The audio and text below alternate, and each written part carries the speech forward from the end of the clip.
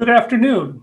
I'd like to welcome everyone to this exciting workshop today. I'm Doug Johnson. I'm the Executive Director of the McLean County Arts Center in Bloomington, Illinois, and I'm co-chair of the Local Arts Network, which is a consortium of arts agencies from across the state. I'm co-chair with Camille Wilson-White, and we're very thankful for the Arts Alliance for their terrific work on so many projects, but this in particular. I want to give a couple housekeeping notes before we get too deep into this. First of all, feel free to use the chat box to chat with fellow participants and panelists. However, if you have a question you'd like to ask, please put that in the Q&A box instead of the chat.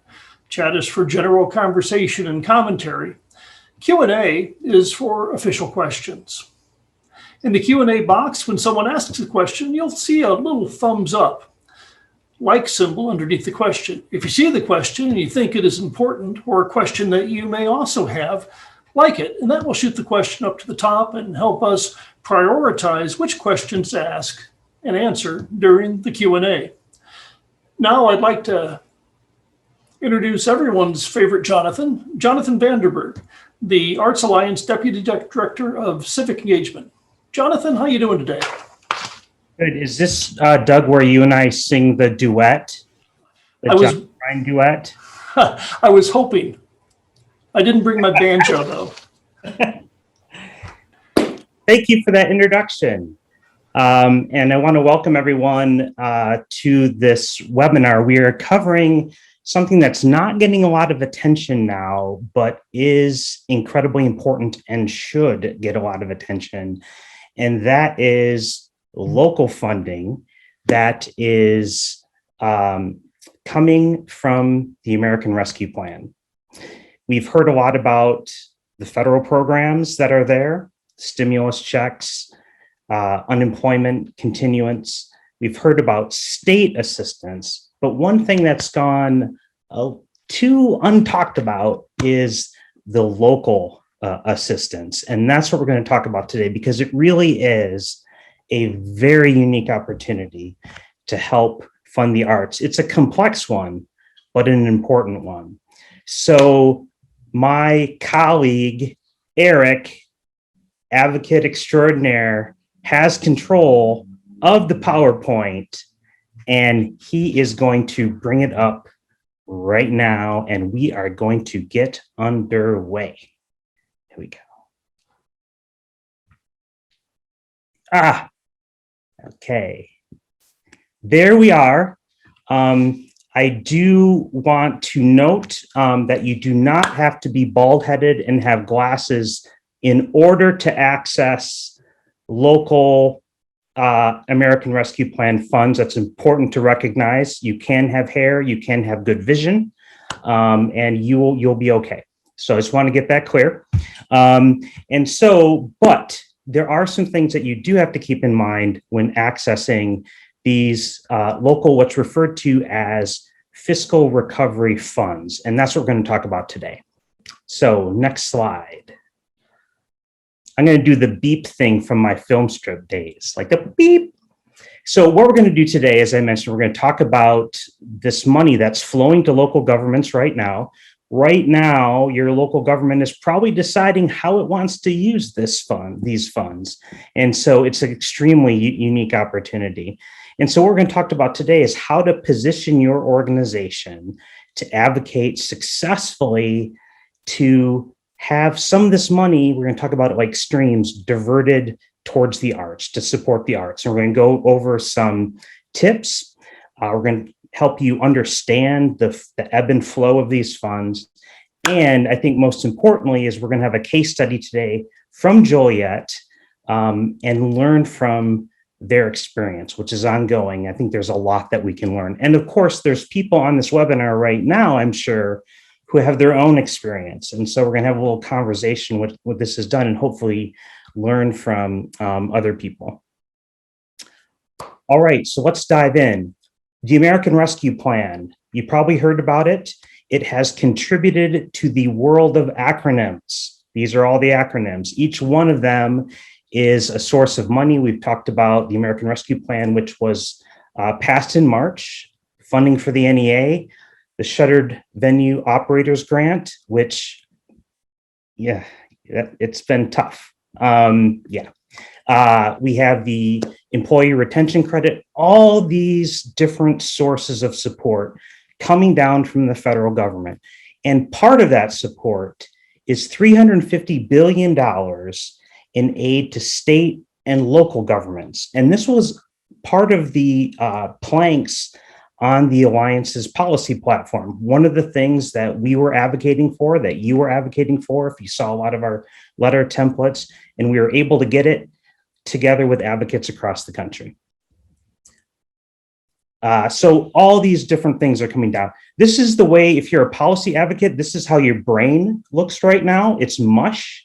These are all the funds coming down. We're not going to spend a lot of time on this because it's scary, but look at all these different streams coming down. If you look at the orange right there, that's what we're going to focus on, the orange, all the way to Mr. Art down there who's smiling, that person right there. His name is Art. So forget about that slide. That's just for your amusement. And the next slide. So we are going to talk about local fiscal recovery funds. Every state's getting them. It's flowing down to the localities in each state. Illinois localities are getting $5.9 billion. Now, this is in addition to, this is not what the state is getting. This is going to local units of government. It's going to major cities directly. It's going to counties directly. And it's going to smaller localities indirectly. And we'll talk a little bit about that later. One thing that's important to realize, unlike a lot of federal funding, there is incredible flexibility for localities in how to use this money. The Treasury put out guidance on what localities can spend this money on. And it is everything from stormwater infrastructure to broadband, to premium pay for essential workers, a lot of flexibility. One of the things that's a theme throughout the Treasury guidance is that one of the uses that really has a lot of focus is to help localities address the negative economic impacts of COVID. You see, we're moving, just as our state has moved to phase 5, we see our society kind of looking beyond, further down the road, not just to relief, but further down the road to recovery. And so the legislation and the Treasury guidance talks about addressing economic harms to workers, households, small businesses, and impacted industries and nonprofits, a whole slew of different stakeholders. Now, there are what we call 3 enumerated industries in the legislation. These are industries that the American Rescue Plan Act calls out as being particularly impacted by COVID. And those include tourism, travel, and hospitality. Now you say, well, wait a second. What about the arts? We've been impacted. Yes, we definitely had. We would say we know we're one of the most, if not the most impacted industries. What I think is important, and I include this quote later on in the presentation, is that although it's tourism, travel, and hospitality, the Treasury does specifically cite the arts when it talks about the impacts that have happened to those 3 industries. It very clearly mentions the arts as part of that, arts and entertainment. And so I'll give a quote at the end that you can use with your local government to say, hey, we are mentioned in this. The other incredibly important point is, and I'm actually, Treasury guidance isn't the most poetic piece of writing. Let's admit that, so I've read it. I love it. I think it's exciting, but I'm really impressed with the document, the guidance that Treasury put out. It's like 102 pages, but it is actually very articulate when it comes to issues of equity. And this is a quote that talks about addressing the systemic challenges, and it refers to this several times, that COVID, the most severe impacts among low-income communities and people of color. The Treasury guidance is very, very clear in emphasizing that not everyone has been impacted equally by COVID. If you are in a BIPOC community, chances are you've been impacted more. That's the reality of COVID. And localities need to keep that in mind when it comes to targeting and focusing these funds. That's a little bit about the funds themselves. Now, the adage is all politics is local. This is no different. Every locality is going to be different in how it decides to use these funds. There will be as many different ways of deciding how to use these funds as there are localities, and there are a lot of localities in Illinois. So you're going to hear from Quinn and Erick about Joliet, and they'll be the first to tell you. That's Joliet's experience. We can still learn a lot from it, but each of you in your own localities know the machinations of your own local government, and keep those in mind because it's going to be different every way around. Who, how much, and when? Three groups of municipalities or three groups of localities are going to receive this money. First of all, 46 metro cities in Illinois will get funds directly.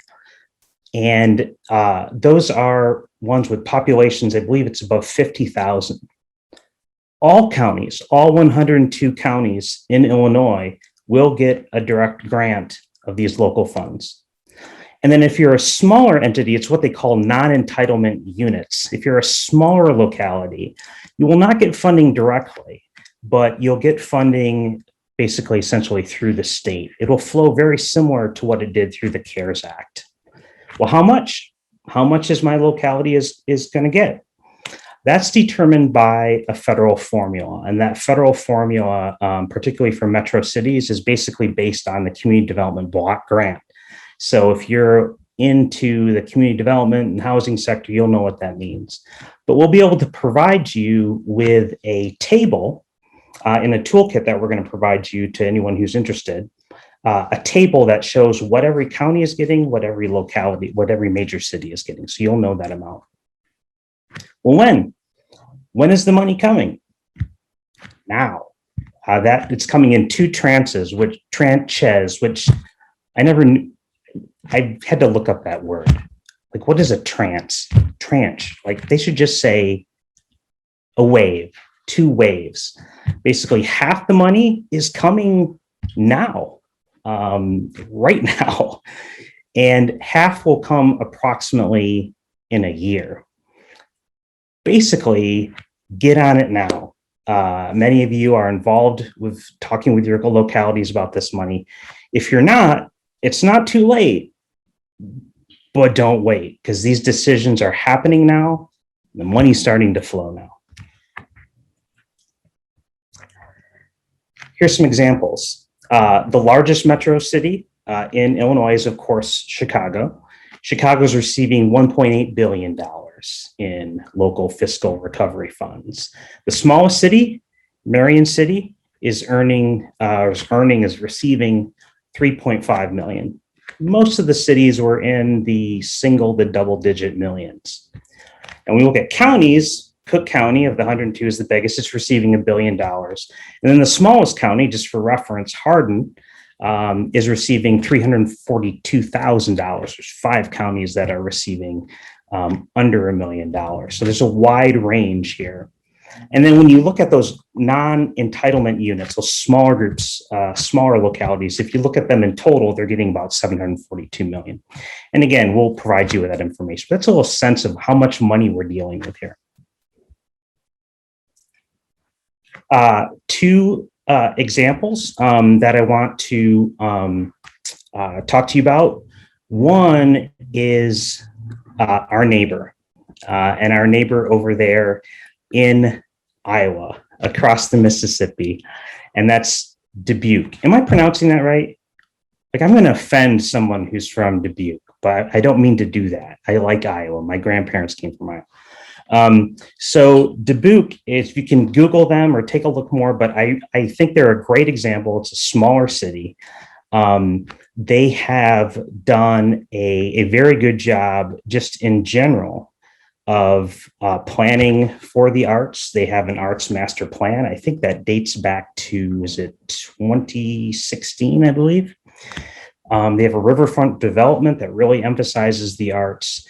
And because of that, they are expecting to take a lot of that money and quite a bit. And last I checked, I think it was 2 million or so, maybe that was Portland, but moving that money into their existing arts plan. So they are providing about $500,000 as direct relief to organization. They call them resiliency grants. Those will go to arts organizations to help them. That's kind of the relief side of it.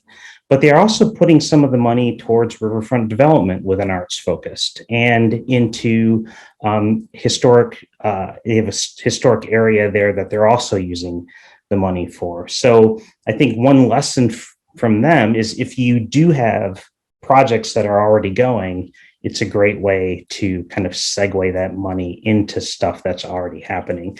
There's city departments. We oftentimes think of local officials, and there are usually, of course, they're just the decision makers, but their planning department and their economic development departments have been very active in this. And so it's always a good idea, even during non-emergency times, to develop relationships, not only with local officials who are elected, but also with those who form the core and the workings of local bureaucracies that help move things and make things happen.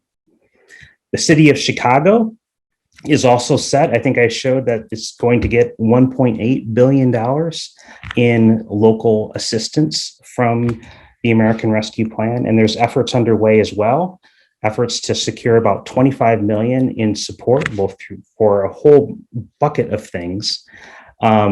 From arts education to relief for venues, kind of very similar to what the Alliance did in making its case for state funding. The mayor is having hearings on the budget, and of course, we're putting this in as well. Many of these cities and localities will kind of blend this in. Some will blend this into their normal budget process. So that's something to keep in mind as well. And we can bring more details in from Chicago later on in the webinar. So what are some general tips? Well, I'm going to really want to focus on Quinn and what he has to say, but just some broad tips overall, or things to keep in mind when you're thinking about how can your local arts community get some of this money, divert some of this money, for lack of a better word, divert the stream, so to speak, to the arts. The first is you're going to find that a lot of public officials are going to want to know, well, what did the CARES Act money do? Or the relief that you've gotten so far, whether it's a PPP loan or whatever, how has that money been used? And why isn't it enough? You know, there has been millions, billions, trillions of dollars flowing to society, including the arts, and public officials are going to know, well, why do you need more? So you're going to have to be ready to make that case. And part of that case is saying that, again, we have some stats that we can provide to you, that we're unique.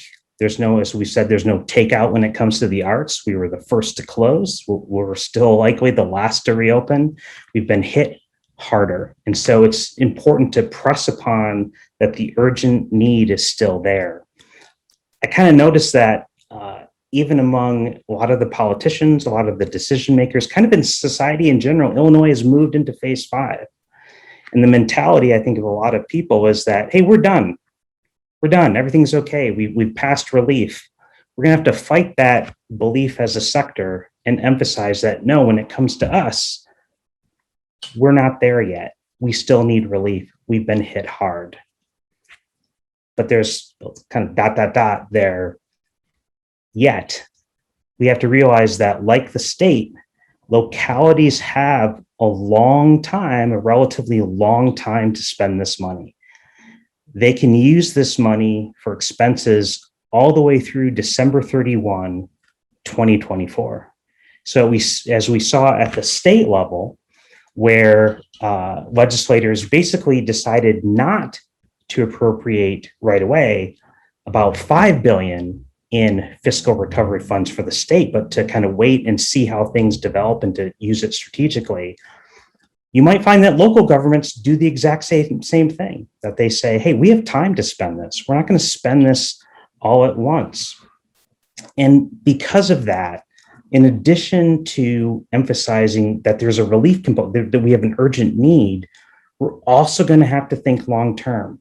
How can this money, if it goes to the arts, how can it be spent over a longer period of time and also address longer term needs? Now, keep in mind the third point, that this is one-time money. This is not a renewable source. And so whatever projects you put forward will really have to be one-time projects, or you can't count on the money coming and coming and coming and coming. So you have to look at kind of one-time finite projects that have a long-term impact. And so we're going to need to tie the arts in the arguments that we make to the larger vision of these funds, as outlined in the Treasury guidelines, of having a comprehensive recovery, a larger societal recovery. We're going to have to make that point very, very clearly, because there's a lot of people going for this money. And then the final thing I would say, and in many ways the most important thing, is that equity is going to have to be at the core of your ask. One, because it should be, because that's the reality of the world we live in, and we're called on to address that. But also, that's the intent of the funds. As the Treasury guidelines say, it puts an emphasis on racial equity. It kind of really calls that out. And it refers to oftentimes the most disproportionately impacted communities. And so if you're going to put a proposal and ask forward, you have to address that. And you have to not just address it as a side, but it has to be at the center of what you do if you want a productive use of these funds.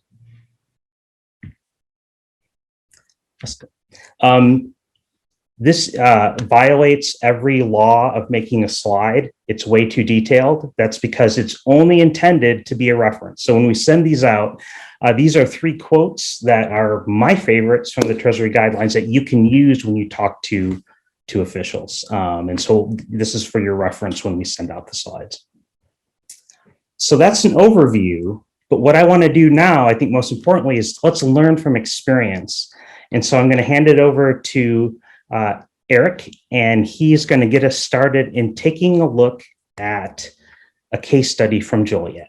So Erick, take it away. Thank you so much, Jonathan.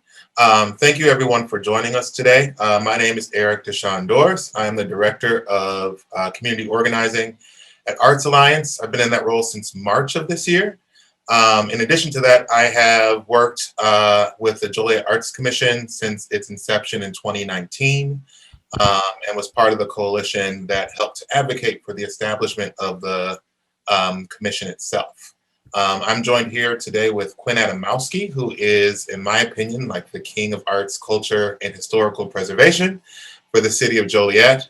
He's been here forever, doing everything. He is one of the spearheads of restoring the old Joliet prison. He sits as the president of the Joliet Area Historical Museum. And he actually convinced me to get involved in local matters of policy and advocacy. So I'm very, very pleased to introduce you to Quinn, who's going to talk to you about our ask here in Joliet. But first, a little background about where we are. You may not have seen me or Quinn before because we are a new local arts agency. We were established in 2019. After a few decades of no real artistic movement happening in the public art space for our city. Our previous public art program was extremely successful. It happened through the 90s and early 2000s, led by the Friends of Community Public Art. Their executive director of leaders, Kathleen Farrell, who many of you may know from her murals around the entire state of Illinois. I also have links to her murals and statues and mosaic books for you to look at. After that moment, we had decades of disinvestment. There were just no real investments going into our public art program. We have crumbling murals. We have some statues that need repair or have some pieces of artwork that have just gone. They have faded and have left.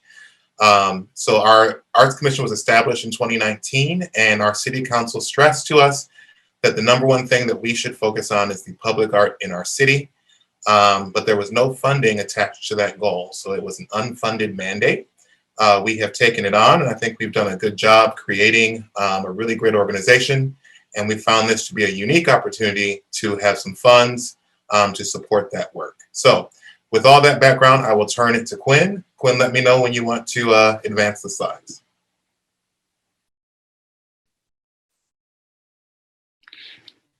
Hi, everyone. Thank you, Eric, for the introduction, and thank you, Arts Alliance, for having me. Go ahead, Eric. So I just want to provide some quick historical context and the political considerations that we're dealing with in Joliet. So Joliet has a deep industrial heritage, and what I mean by that is we had that I&M Canal, we had the trains come through, we had quarries, we had the steel mill, and Eric mentioned the prison, we had the prison. And so that was Joliet's economy much through the 1980s, 1990s. And then we fell into, like a lot of communities, into an industrial decline. So our post-industrial landscape, again, we're looking at a situation where we're losing jobs, we're losing industry. And so what does the city do? And as it turned out, we got lucky and we were able to get 2 gambling boats. So in addition to the gambling boats, the city began annexing a bunch of land. And so essentially what happened in the 1990s is we doubled in our population. We went from about 75,000 to today about 150,000. And our city boundaries doubled. We went from about 30 square miles to 60 to 65 square miles. So the city was able to get through that post-industrial phase, through the growth of sales tax, property tax, gambling boats. And so there was that opportunity there to continue on the path that the city was already on. One of the things that is kind of a challenge for us is because of that expansive, explosive growth, we are a big city. We're the 3rd largest city in the state of Illinois, but we still have this small town kind of approach to things, especially as it relates to elected officials. They don't necessarily look at Joliet as a key player in a lot of initiatives. They do talk about it in that way, but they don't necessarily act in that way. And as a consequence of that, we have a huge lack of cultural investments because oftentimes our leaders believe that the more important thing to focus on are core services. And in a lot of communities throughout the country, they have latched onto this idea of tourism, heritage tourism, arts, culture as a way to revitalize their communities, to redevelop their downtowns. And we have people here, myself and Eric included, who believe in that approach, but we have yet to convince our local leadership that that's the best way to go. So that's our context for what we're dealing with. Can you go to the next slide, Eric? So what does our funding opportunity look like? Joliet will be receiving $22 million within the next 2 years. The county will be receiving $140 million, and that's in addition to the CARES money that the county already had. So we're looking at the opportunity here right now of this $11 million, right? And so what is the city going to do with it? And there was quiet discussion going on. There wasn't a whole lot of public discussion about what these funds would be used for, though people kept asking. And Eric and I had a conversation, and he approached some of the local organizations, CBOs, neighborhood groups, to kind of get a sense of if they would be interested in working on a campaign to advocate for arts money. And he and I talked about that, and I said, yeah, I think we really should do that. And at the end of the day, we made that ask, and I'll talk about that specifically in a minute, but that actually catapulted action at the city council level, where one of the council people asked for a special meeting before July 1st, just to have a public discussion. Because like, as I mentioned, there really wasn't one, and Eric and I believe that we kind of ignited that.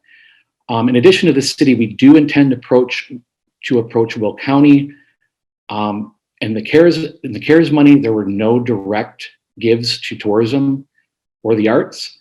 And again, we're talking about over $100 million. So with the county being as big as it is, and the needs here in the arts, cultural sectors, and tourism, we believe that we will be approaching them and hope that they latch onto this idea as well. Next slide, please. So what are we asking for? We settled on $150,000 per year for 4 years. So a total of $600,000 out of a $22+ million budget, so to speak, a supplemental budget, if you will. And we had 6 strategies that we were looking at, 2 of which they all kind of play into each other. The first is to address our existing public art. As Eric mentioned, it's fallen into disrepair. I chair our subcommittee from the Arts Commission. We are currently doing a conditional analysis on our murals, and we'll be moving on to sculptures here in the near future. And we are hoping to create, in short order, a public art policy. As it turns out, the word art does not show up in the city ordinance until 2019. So that underscores some of the issues that we have. And so we would like some money to create new public arts commissions, because we have not had anything really going on since the 2000s. So in addition to public art in that way, we want to invest in our local artists. We do have a history, I will say, of artist drain. We have a lot of very talented people here who maybe go out west or go out east or down south, attend college, and then don't come back necessarily. We want to change that course. We want to provide opportunity for people here so that we're keeping people here and we're drawing new people in. So another way to do that is to work through workforce development opportunities with our local universities and colleges. As they go through their training programs and their education, we want to get involved with the universities to provide them opportunity here as they go through that.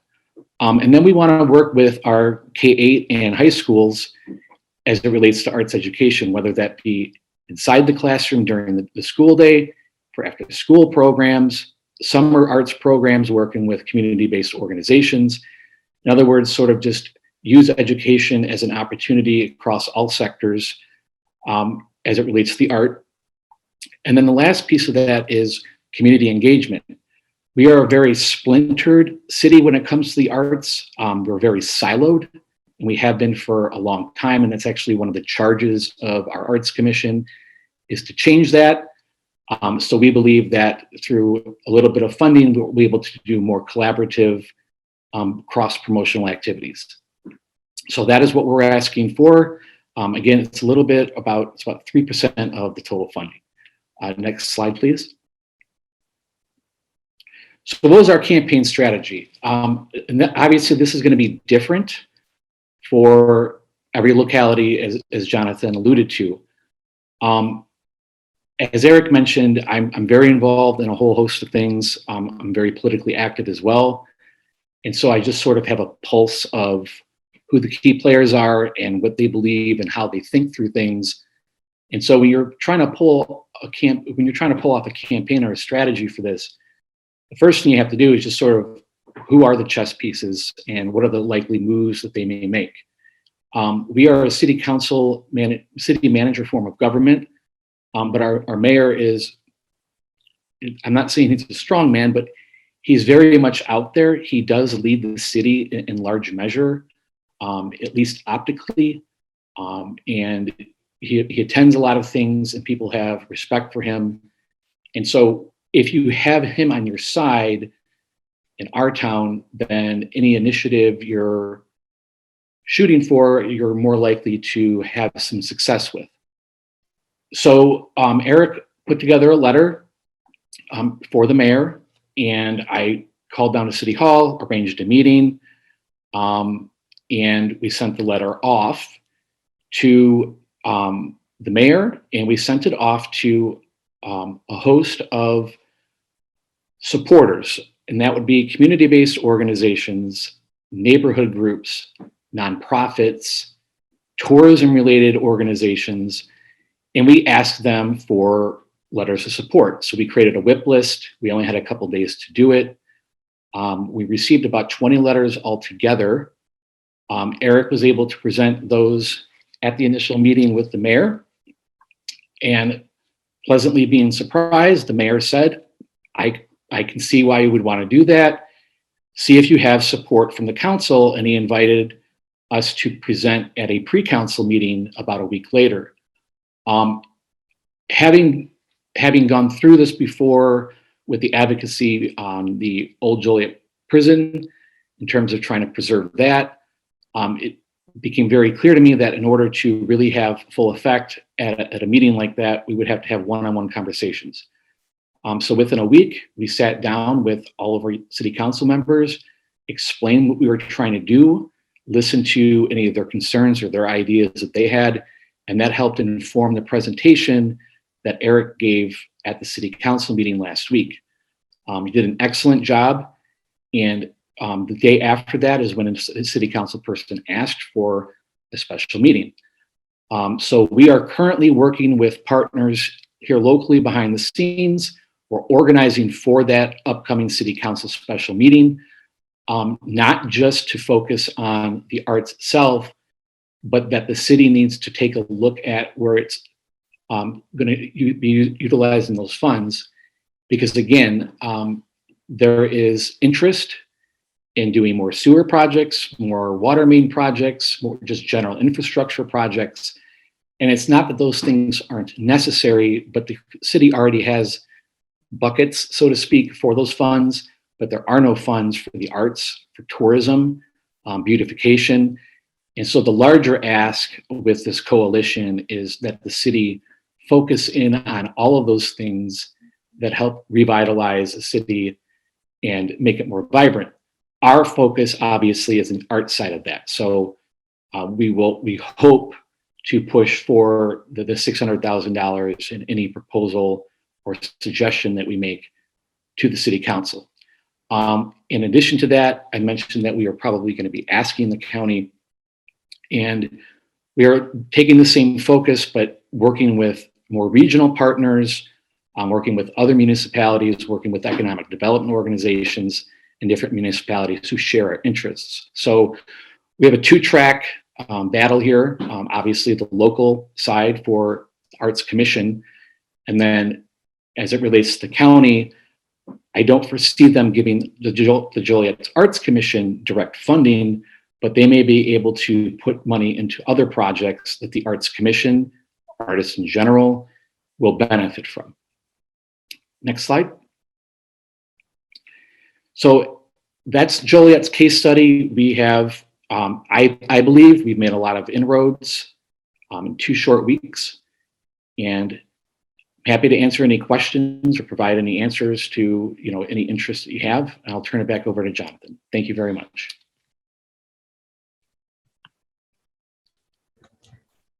Thank you, Quinn. Through Erick, I've gotten to know the work that you've done in Joliet, and it is inspiring. It's really amazing work, and it's been amazing to see that happen. And there's a lot that we can learn from Joliet. As Casey put in the chat, we know that there are many case studies out there, and there are many people, advocates, who are on this webinar. If you have suggestions or lessons that you've learned, feel free to put them in the chat. If you have questions that you would like to ask of Erick or Quinn or me, feel free to use the Q&A section in there, so we can get a little bit of a conversation going. Because as Quinn mentioned, as I mentioned, it differs by locality. Every locality is different, and so the approaches are going to be different, even though there's common themes. Erick, so Quinn, we're going to have a little bit of a conversation here. Erick, I'm going to bring you in too. You're not going to escape because you have a ton of expertise and experience, and I've learned a lot through you. So the one thing that you mentioned, Quinn, and this question is really for either of you, is kind of the 2-track.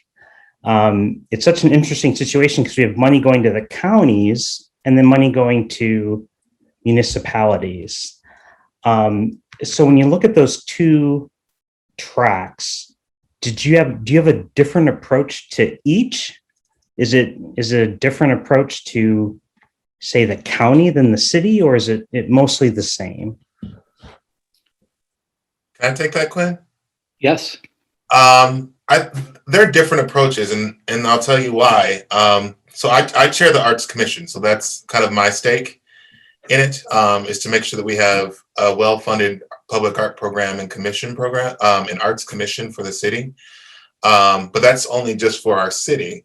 And though Joliet is the county seat of Will County, there are other kind of larger cities and municipalities and priorities that the county is going to need to take into consideration. So for that conversation, I think Quinn, I hope, is going to really help coordinate a lot of that with things like, our Heritage Visitors and Conventions Bureau, our Lodging Association. So I actually don't know what we're doing with the county yet. Mm-hmm. Do you have any ideas? Do you want to share that? Yeah, so I've talked with the Joliet Chamber of Commerce, the CVB, the Lodging Association, and I actually will be going to the county on Wednesday to have an initial discussion. And I think the approach with the county is, let's not, if you do decide to put money into this, right, which is the hope, don't put money into it so we're all competing for funding. Again, we're all in need. We've all suffered, right? All the cultural institutions have suffered. So our approach is going to be focused on capital improvement projects or projects just in general that will help foster the arts in the region. So what I mean by that is consistent wayfinding off the highways, marketing campaigns that go into Indiana or go into Iowa or even into Wisconsin. So do things that benefit everybody in the county. And other municipalities or localities, in my mind, their individual arts commissions or arts councils should advocate for local needs, and the county should focus on doing things that will provide opportunities to augment all of our efforts. So that's the approach with the county, is just a larger ask to focus on more capital type projects. One of the questions that we had come in, actually, two different people asked this kind of the same question, is there are art projects and communities that span maybe multiple cities or even affect or work with multiple counties. Do you have any thoughts about, mostly the question is, where do we direct our asks? Which one do we go to? Which is a good question. And so it's a little bit of a variation on what I just asked, but what are your thoughts on that? Did you find yourself gravitating to Joliet first because of the Arts Commission, or any recommendations for the route to take or who to ask if there's multiple? So I think, to be super transparent, like, this conversation came up. I think I text Quinn one day. I was out at a picnic. And I was like, Quinn, what are we going to do with these ARP funds? And so, like, we had a text conversation. This is how it works, right? That's really good. So I think it just organically came up that, I was working here. I knew these conversations were happening. And I was like, Quinn, we got to get on this. This money's coming. So I don't think, if we could do it again, would we do the county first? I don't know. What do you think? Q? I think with the county, it's just a different kind of ask, and it's harder. Then again, it depends. I mean, I think if you're in a rural area where townships and counties matter more in terms of governance than an urban setting, I think that definitely impacts your approach. County of Will is over 750,000 residents, multiple townships, multiple cities. So to go in for an ask specific to our needs, I think they would not have interest. And I do know that organizations did indeed go to the county and ask for help with CARES money and did not receive anything, because obviously they were focused on concerns about poverty, the lack of food, all these other issues that were going on during the pandemic. So I think for anybody who's working in cross-sectional government, so if you're working with multiple townships or multiple counties, I honestly just start asking all of them. Start at one, see which answer you get, and go to the next. Just keep asking, and keep asking. Because if you don't ask, then they're not going to come to us, right? So if you put pressure on these individual bodies of government, I think that ultimately you might find somebody there, hopefully you will find somebody there who appreciates the ask, who understands the ask, and would be an advocate internally for the ask. Yeah, in our one-on-one meetings, if I can add, one of the things I kept asking our city council members, like, will you be our champion, right? Every single one I asked them, like, will you be the champion for the arts? Will you do this?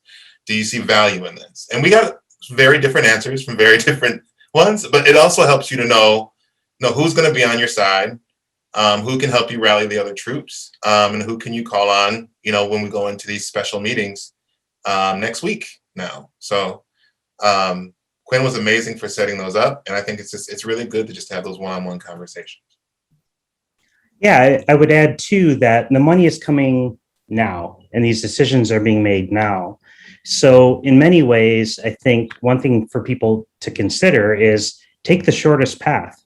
If start with who you know, and go right there first. It's the easiest step, but it's also the most timely step. But again, Quinn, I agree. I think you brought up a great point that you don't have to choose necessarily one or the other. And kind of the broad too, I think that it's good to, this is another kind of case in point why it's good to, over time, it's a long range project, is to build these relationships even when we don't need them. So when we do need them, they're there and we can take advantage of them.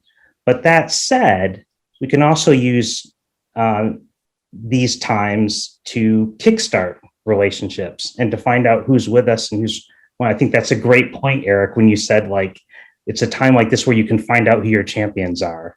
Right? It really kind of calls the question. It's a great, not that we need an excuse, but it's a great excuse to reach out. So that's I think is a really good point.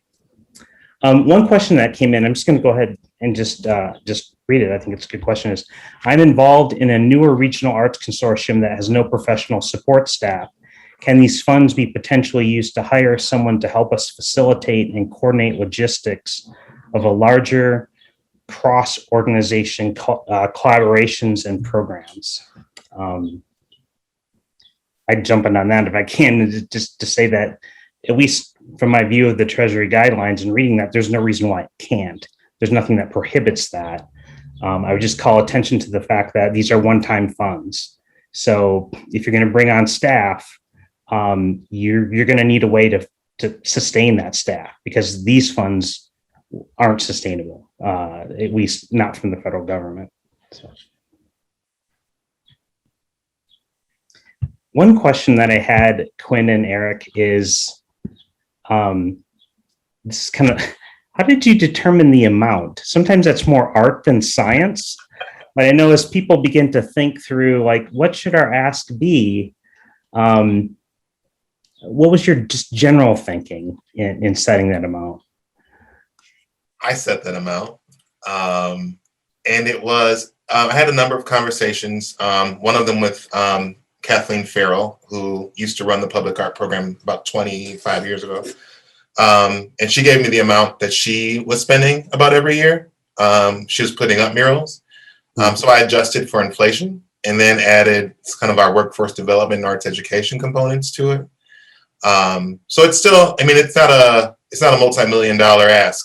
I think it's actually a very easy ask for our city council to approve. But it'll get a lot done, and we can leverage those dollars with our, arts education programming. We know that we can get the colleges and universities to leverage those funds. So, I mean, that's something that we even said to the city council in our meetings with them. This is a small ask. This is, less than 3% of what you've gotten. This is a priority that you said you wanted to tackle, that you want this commission to tackle. And it's kind of a no-brainer amount of money. It's like, well, this should be easy for you. So I think that has helped us get a little more energy and a lot more letters of support, because it's kind of small and manageable and compact. And so that's kind of where we got that number from. Yeah. When you've had that whole point of leveraging, I think is great. When you've had one-on-ones, have there been kind of a consistent pushback that you've received, or maybe arguments against it, or? Of Quinn, you take that one. Share. You can, what have you heard? When there's been skepticism? What's been the nature? What's been the concern of it? Well, I will say this: there were four council people of 8 that we spoke with that, in large measure, agreed with us. Completely agree. One of them, had some concerns just about long-term financial concerns for the city, but I believe that those concerns will be allayed. So I think that she's going to be a strong advocate. One of them was sort of, got it, but lukewarm. He's very fiscally conservative, but he understands the importance of the arts. One of them was completely opposed. He is the champion for core services in the city. He does not believe that the city should spend any money at all on cultural programming, cultural institutions whatsoever. And then the other ones were just sort of, they're there. I mean, they'll go along, they understand it, they agree with the principle of it. So we felt after we had those one-on-ones that the votes would be there. If this was a standalone ask, right? If they pulled $600,000 and said, we're going to do this as a 4-year grant cycle, one-time expenditure, I believe that they would approve it. Mm-hmm. The problem that we're facing is, or it could be an advantage, depending on how it plays out, is it's going to get lumped into the larger supplemental budget. Mm-hmm. So what is the city going to do with all of the money? And, if it's hidden inside there, then maybe it stands a better chance to pass. But on the flip side, if people are trying to make the case for something we just don't know yet, and it gets set on the chopping block, it's just a matter of which way the city goes. But I believe that we have 4 very strong advocates who understand the economic development impacts of this, who understand the quality of life issues associated with this. Just this arts, tourism, and culture is a springboard by which communities are revitalizing themselves. That is just the reality. We need to do that here. And I think that those 4 definitely get that. In fact, I think the mayor gets it too. It's just a matter of whether or not we can pull off another 1 or 2 votes. Just kind of 2 general points as well. Is one perspective to have is that this money coming in is wide open. Like there's none of it that's already dedicated to the arts. There are interests going after this that are housing, that are environmental, that are broadband. And so if we're not active, this can all flow through and never have anything to do with the arts. So I think that's really important to recognize is unless we step into this stream, none of this water ain't coming our way. So that's important to realize. The second thing is these funds, when localities are thinking through them, this isn't going to be a situation where if you're one organization, you're going to go for funding, right? You're going to step forward and say, I want funding for my organization. That's possible. It's rare. Really what they're looking at, they're talking about millions of dollars, or at least hundreds of thousands of dollars with some counties. And they're looking at overall projects that we usually flow through city agencies that would then decide on the specific recipients. So this is not really like a grant opportunity that you might go for a specific source of funding for your organization. We're really looking at municipalities making larger decisions about where this money goes and how it's going to flow into the community and into the art sector. So I think those 2 things are just wanted to emphasize that in general. Jonathan, can I just add something there? And I think our presentation to the city council is going to be in the toolkit coming up. Yeah. But we had 2 particular themes that came up during our one-on-one conversations. Mm-hmm. One was the connection between public art or creative placemaking and public safety. And you helped give us some resources around that. Thank you, Jonathan. But that came up multiple times. So, it was kind of should we buy police body cams or should we fund public art? I mean, that was literally part of these 2 conversations that we had. And so that's important to know that those things are coming up, and we actually were able to show how public art can contribute to community safety, to decreases in vandalism, graffiti, loitering, etc. And then the other conversation that came up was basically the return on investment or the economic impact of the arts on society in general. So that came up. We used data from AAP 5, which I got from you, Jonathan. Thank you. And then we also used some other data just to show that, an investment in the arts, has a return on investment. Was it $32 above and beyond the cost of admissions? I think I've heard the venues talk about $12 on top of a concert ticket. So if you can find little chunks of data like that to help kind of gird your argument and help to justify your ask, that would be very important. You're on mute, Brother Jonathan. I've been impressed with kind of the broad tent that you brought together too, in terms of there's workforce and there's arts education. You've kind of looked at the whole sector, which I think is impressive, and it's important for people to seek to do too. There's one really specific and really good question that came in through the Q&A section here. So I want to try to get at it. It says the federal government typically does not allow its funds to overlap. Sources from different federal departments cannot be applied towards the same item. So this person is asking, do you know if that will apply to the ARP funding as well? And essentially, what usually is the case is it's going to be up to the local government. Really, again, keep in mind with the federalism, this is coming through the local government. Now, with respect to it being federal funding, usually what's the case, and it can vary based on program, but what we saw with, say, PPP and EIDL loans and the overlap with those is usually what the federal government wants to see, and this even kind of can go with the state too, is the money can go towards the same program, but not the same costs. In other words, there's no double dipping.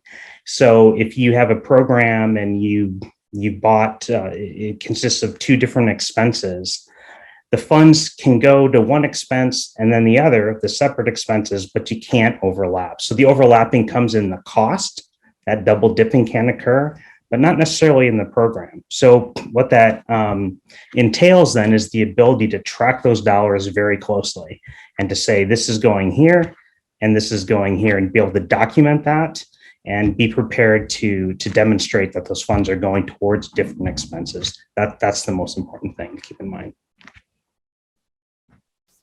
I want to thank you, Quinn and Erick, for taking time. Quinn, you've shared a lot of helpful insights with us. And so thank you for taking the time to, in your generosity with your expertise. And thank you for the work that you're doing on the ground. Joliet is an amazing community, and it's because of you and Erick and many leaders like you. And so we really appreciate that. And I'm going to hand it over to a wonderful person, another wonderful person, Casey Smith. There she is. She's going to close us out as only Casey Smith can do. So Casey. much pressure. Hi, everyone. I'm Casey. I'm coming out from behind the curtain here on this webinar. Y'all didn't even know I was here. I was here the whole time.